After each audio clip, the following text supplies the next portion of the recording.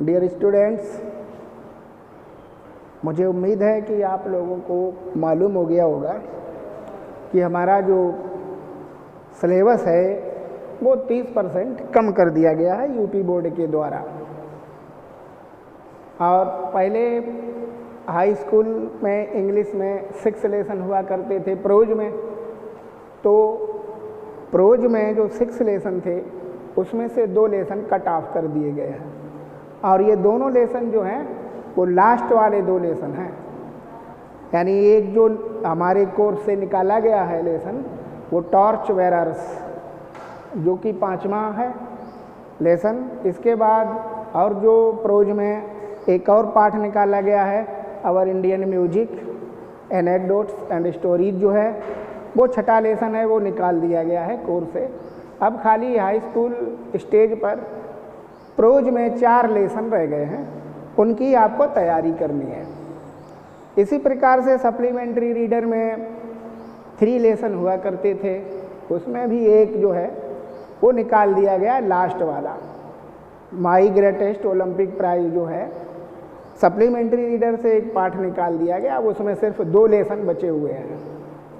इसी प्रकार से पोएट्री में 4 कविताएं हुआ करती थीं, तो अब उसमें से भी एक लास्ट कविता निकाल दी गई है, जो नेशन बिल्डर नामक कविता थी वो निकाल दी गई। अब उसमें भी 4 की जगह पर 3 पाठ रह गए हैं।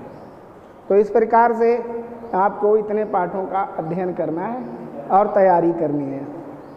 आप सभी लोगों को चाहिए कि ये जो पढ़ाई कराई जा रही है उसके लिए आप अपना एक रजिस्टर बना लें, नोट्स तैयार करें, और जो भी यहाँ से पढ़ाया जाए उसको आप एक जो है उसी रजिस्टर पर नोट करते रहें। हर सब्जेक्ट, अगर चाहें तो हर सब्जेक्ट की एक नोटबुक तैयार कर लें, जिसमें आप उसमें अपने अपने नोट तैयार करें हर सब्जेक्ट के, जो कि आपको आगे चलकर कारगर सिद्ध होंगे। तो कक्षा 9 की अगर बात करें तो कक्षा 9 और 11 का जो है कोर्स अभी डिसाइड नहीं हो पाया है। जब गाइडलाइंस आएगी तब आपको सूचित कर दिया जाएगा। बहरहाल इंटर और हाई स्कूल का जो है वो कोर्स 30% कम कर दिया गया है। तब तक हम ग्रामर पर फोकस करेंगे। ग्रामर का कोर्स जो है वो संभवतः वही रहेगा, उसमें कोई चेंजमेंट नहीं हुआ है। जितना कोर्स पिछले वर्षों में आता रहा है वही कोर्स आएगा। तो सबसे पहले मैं आपको जो है इंग्लिश ग्रामर की शुरुआत करने के लिए, जो कि इंग्लिश ग्रामर का बेस होता है, टेंस, कम से कम सभी बच्चों को टेंस आना चाहिए। कितने टेंस होते हैं, उनके प्रकार कितने होते हैं, ये सब मैं आपको यहाँ पर लिख रहा हूँ और आप लोग भी नोट कर लें। इंग्लिश ग्रामर में या हिंदी में 3 टेंस और 3 काल होते हैं, जैसा कि आप लोग जानते ही हैं। प्रेजेंट, प्रेजेंट का मतलब होता है वर्तमान काल, जो अभी मौजूदा है वो वर्तमान काल प्रेजेंट कहलाता है। पास्ट, ये भूतकाल होता है, गुजरा हुआ होता है, जो कि गुजर चुका है। फ्यूचर माने होता है भविष्यत काल, जो कि अभी हुआ नहीं है, आगे होने वाला है। ये 3 टेंस होते हैं, सभी बच्चे नोट कर लें और नोट करने के बाद इन्हें याद भी कर लें। कुल मिलाकर मेन जो है वो 3 ही टेंस हुआ करते हैं। इसके बाद तीनों टेंस के आप जैसा कि जानते हैं 4-4, यानी 4 पार्ट्स, 4 भागों में 3 कालों को बांट दिया जाता है। तो इस प्रकार मिलाकर 12 काल हो जाते हैं। और सभी में जो है पहला होता है इंडेफिनिट, यानी प्रेजेंट इंडेफिनिट।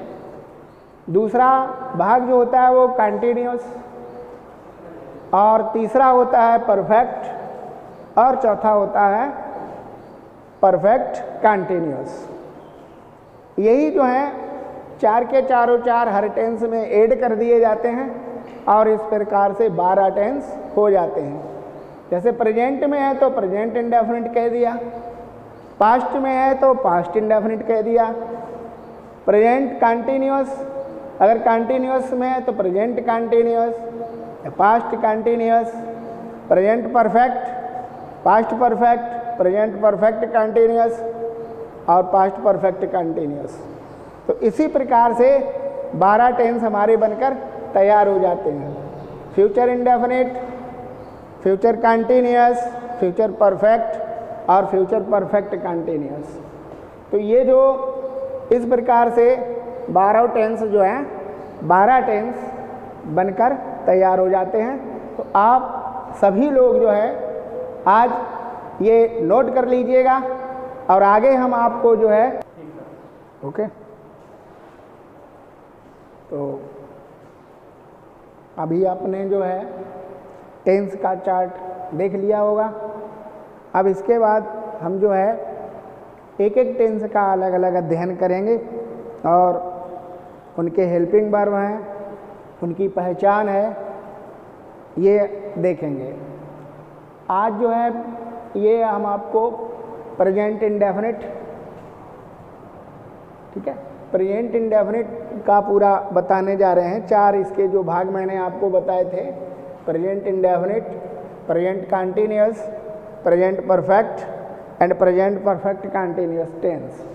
तो इनका देखिए प्रेजेंट इंडेफिनिट में जो पहचान होती है वो हिंदी वाक्यों के अंत में ता है, ती है, ते है आदि शब्द आएंगे, जिससे आप पहचान कर लेंगे कि ये प्रेजेंट इंडेफिनिट का वाक्य है, जिसके हिंदी में अंत में ता है, ती है, ते है आदि आ जाएं, वो प्रेजेंट इंडेफिनिट का वाक्य होगा।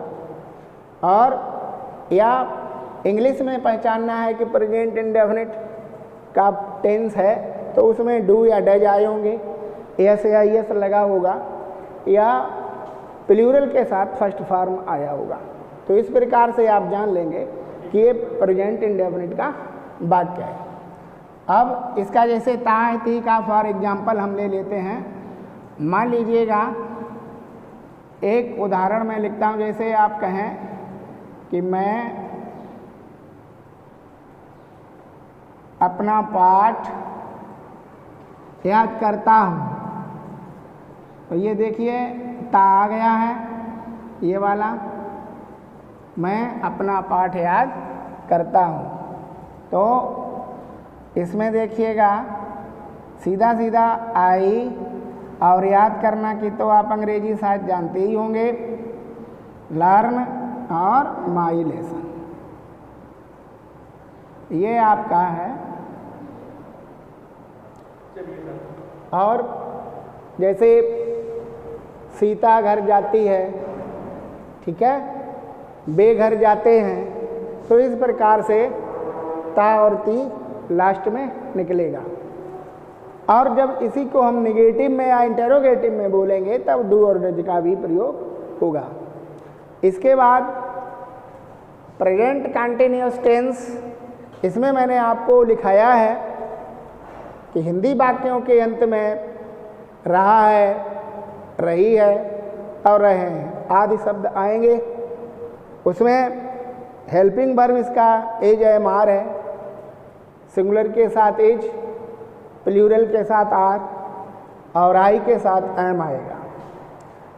अभी मैं आपको केवल इतना बता रहा हूँ, पहचान बता रहा हूँ, फिर मैं आपको जो है इनके जो है स्ट्रक्चर लिखाऊंगा और फिर आप इनको ट्रांसलेट करना भी जान जाएंगे। इसका भी जैसे केवल एक एक हिंदी में मैं उदाहरण दे रहा हूँ।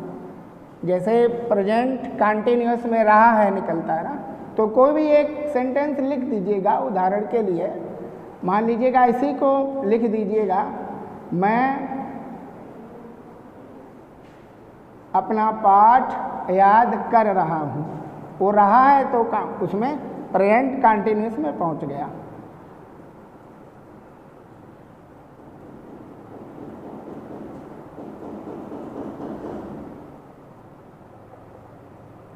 इस प्रकार से ये रहा हूँ हम देख लेंगे तो मुझे पता लग जाएगा कि प्रेजेंट कंटिन्यूअस का ये वाक्य है। या वह अपना पाठ याद कर रही है, ठीक है, वे अपना पाठ याद कर रहे हैं। तो इस प्रकार से लास्ट में हम रहा है और रही है देख लेंगे तो जान लेंगे कि ये प्रेजेंट कंटिन्यूअस का वाक्य है। ट्रांसलेट करते समय हम हिंदी वाक्य के अंत में ही देखते हैं कि क्या चीज़ आई है और ये देख कर ही हम पता लगाते हैं किस टेंस का वाक्य है और फिर उसी के स्ट्रक्चर के अनुसार वाक्य की रचना की जाती है।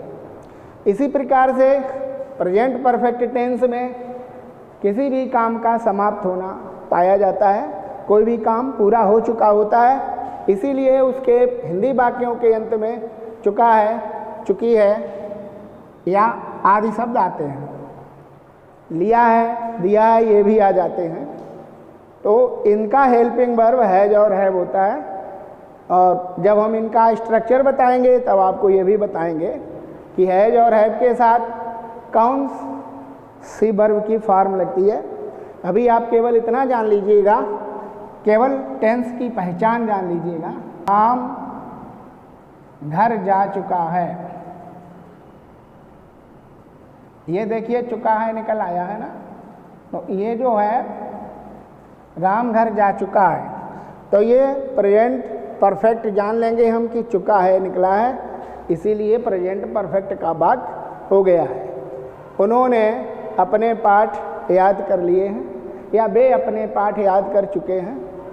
इस प्रकार से ये वाक्य होंगे इसके और हम जान लेंगे कि ये प्रेजेंट परफेक्ट टेंस का वाक्य है। इसी प्रकार से अब लास्ट वाला जो बचा है प्रेजेंट परफेक्ट कंटिन्यूअस टेंस, इसमें देखिए कंटिन्यूअस भी आया, परफेक्ट भी आया है, तो इसमें समय भी दिया गया होगा और लास्ट में रहा रही भी निकल रहा होगा। तब अगर समय भी दिया गया हो, वैसे तो रहा रही प्रेजेंट कंटिन्यूअस में भी निकल रहे हैं, लेकिन उसमें समय नहीं दिया गया होगा, इसमें समय दिया गया होगा। जैसे वह 2 घंटे से अपना पाठ याद कर रहा है, वह सुबह से खेल रही है, वे प्रातः से मैदान में खेल रहे हैं, इस प्रकार से समय भी दिया गया होगा और रहा रही भी निकल रहा होगा। तब हम जान लेंगे कि ये प्रेजेंट परफेक्ट कंटिन्यूअस का वाक्य है।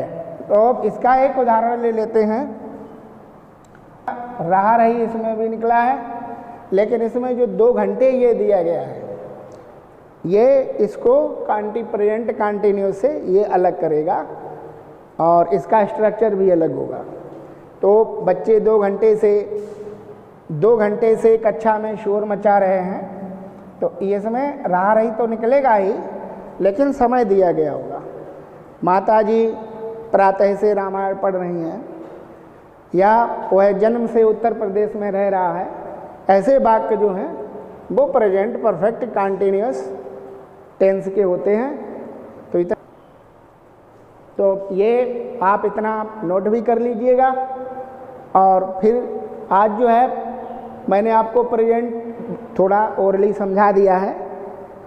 कल जो है हम आपको जो और टेंस बचे हैं पास्ट और फ्यूचर, उनके बारे में बताएंगे और फिर इसके बाद हम आपको स्ट्रक्चर लिखाकर प्रॉपरली ट्रांसलेशन भी सिखाएंगे। और अगर आप फिर ये भी बताएंगे कि पैसिव वॉइस में किस प्रकार चेंजमेंट होता है और डायरेक्ट इनडायरेक्ट में किस प्रकार चेंजमेंट होता है, तो धीरे धीरे आप साथ साथ इतना सीखते जाइएगा तो आपको जो है लाभ होगा।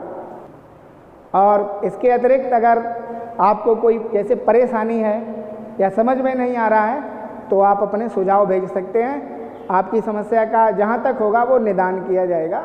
आप अपने कमेंट हमें भेज सकते हैं और बता दें कि सर हमें ये परेशानी हो रही है, आप ऐसा पढ़ाइए, तो हम आपका उसका फॉलो करेंगे।